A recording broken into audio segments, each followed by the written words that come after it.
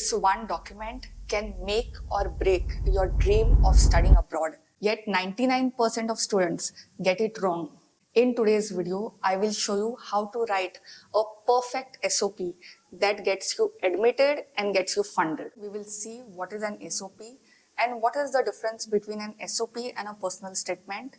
How do you format it? How do you structure the entire document? And in the end, we will see a real life example of a student who has got admission for PhD in US using these rules as well. Before we move on, please take a moment to subscribe to this channel and turn on the notifications because I keep making videos about scholarships and how to craft perfect application to get you admitted. So what are we waiting for? Without further ado, let's begin. A personal statement or an academic personal statement is an opportunity for you to show it to your employer or to show to the institute that you are capable of what you are applying for. It's a 2-page essay about your motivation, goals, experiences, extracurricular activities, and more. Whereas a personal statement is a 1-page essay about your motivation, inspiration, ambition, and accomplishments. Statement of purpose is more formal. It is conversational, yet it is formal.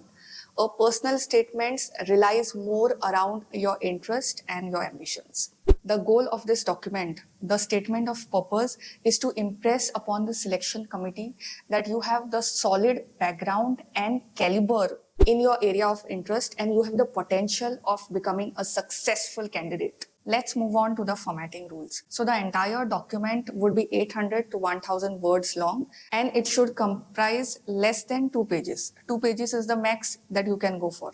Secondly, the speech that you will be using is first person, direct speech, formal and straightforward. So it is a formal conversation. What I mean by first person is I, we. These are first person examples.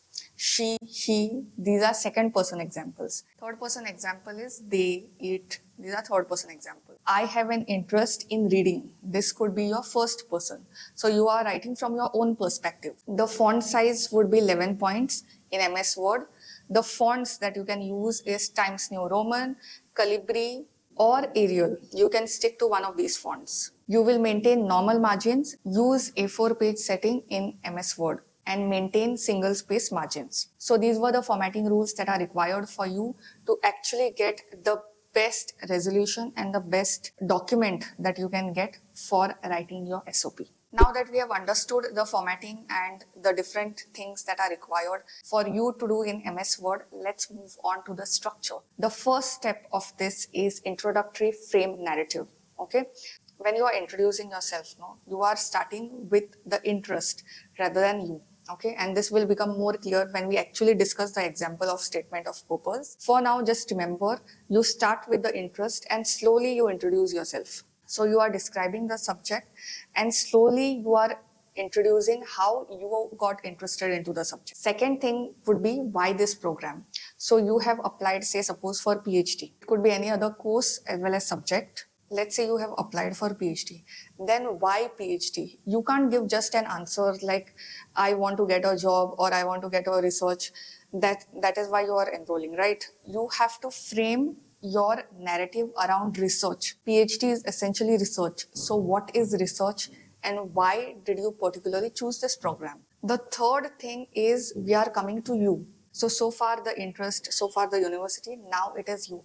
Why you are qualified. This is where you elaborately introduce yourself. And the fourth is closing frame narrative.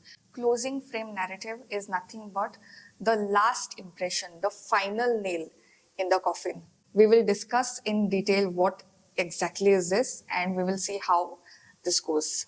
Let's move to each section detail by detail, word by word. So in introduction, in the introductory frame narrative, what you can put is start with a captivating opening introducing your passion and interest in the field. So you start with the field, you start with the research first. If you are applying for PhD, start with the significance of research and then you introduce how you got into this and why you have these interests. Okay. Under why this program, you can also speak about why this university or why this institute and explain your reasons for choosing this particular program, this particular university for your research and understand their offerings and how you can fit into that. The third part, why you are qualified. Okay, the thing we had discussed earlier, no? So let's discuss in detail about this. First would be our academic background. When I say academic background, these have everything to do with your certificates, isn't it? So detail your educational journey, highlight your key achievements and relevant coursework. Then you have your professional experience. If you have work experience, discuss your work experiences, internship, and any skills gained. If you are a fresher, okay, if you are a fresher and you do not have any job experience, then the projects you have done, the internships you have done, it doesn't matter whether you have done it in your institute or outside, you are going to talk in detail about this in this particular section. Then you will write about goals and aspiration, in which you will speak about your short-term and long-term goals and how the program aligns with them. Then we have the closing frame narrative. In closing frame narrative, you will summarize your key points to leave a lasting impression. All this requires a lot of thought and a lot of jotting down in your notebook. Okay, I have seen students using one year, six months to write a statement of purpose, and that is the dedication, and that is something that we need to learn from.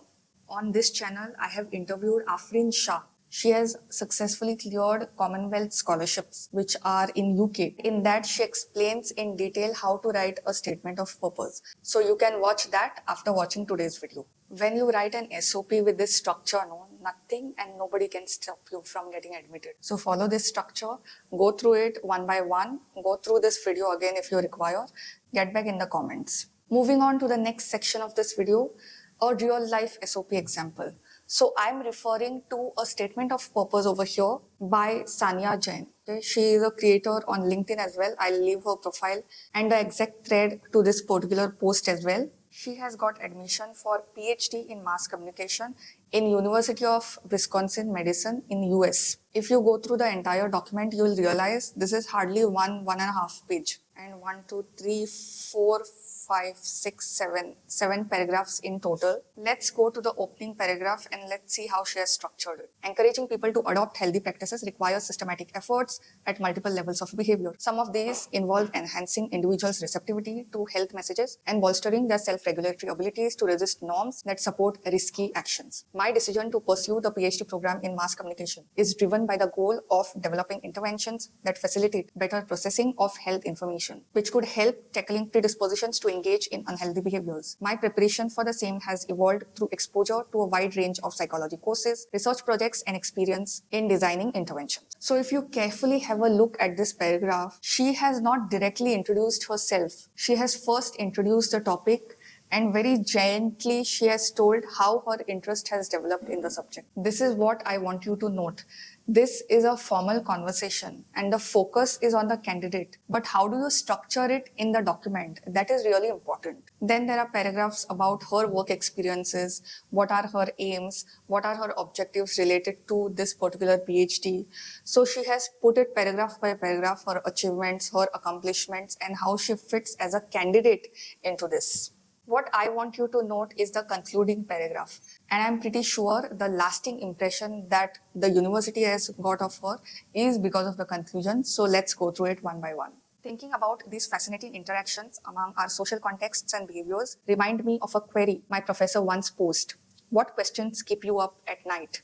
I thought it was a figurative question, but I had never imagined that I would develop this level of proclivity for understanding health disparities. This issue literally keeps me up at night and I'm compelled to address it. These interests, coupled with my passion in educating, lead me to believe that a career in research and teaching is the best choice for me, and a PhD would provide me the necessary training in that. I resonate with the PhD program at Wisconsin Madison, not only because of the intersection of my research interest with those of its faculty, but also because I envision a great scope for my intellectual growth thanks to its commitment to interdisciplinarity. If you have listened to this conversation, she has given strong points about how this university fits into her goal of doing a PhD. And that is the impression that you want the other person to get. You have started the introduction, you have given all the relevant points about your academic and your professional achievements. And then you are ending in with a note related to your emotion. She was asked by a professor, what keeps you on at night? What is the question that you are really passionate to solve? So she starts with that story and then she realized PhD in this particular university and on this subject will give her the motivation to solve a problem. Okay, what is the problem and how that is, she has already explained in the previous paragraphs. And then she ends it with a sentence praising the university. So every university or institute has something unique to offer. Some universities boast of international culture, some universities boast of really good research facilities. So what is that one thing that this university is really known for? You will have to do your research and go to the website, speak to students. If you are not able to get hold of students, go to LinkedIn, find out on Reddit as well, because Reddit nowadays has become such a good community for academicians, for researchers, for scientists. See, I'll tell you something. SOP is not just a document. It is your story, it is your purpose, and it is your chance to convince the selection committee why you belong. So take your time, write it really well, and don't settle for average. If you have found this video useful, I want you to comment SOP below to know that you really enjoy these videos. And in future, I will make more videos about application to scholarships. Now that you have come to the end of this video, I want you to watch this video by Afrin Shah. She has elaborated in detail about how to write a statement of purpose, and it is directly coming from a scholar who has got admission in UK. If you are even little bit interested in today's topic, I know you are going to find 100x value in this video. So I'll see you there. Bye.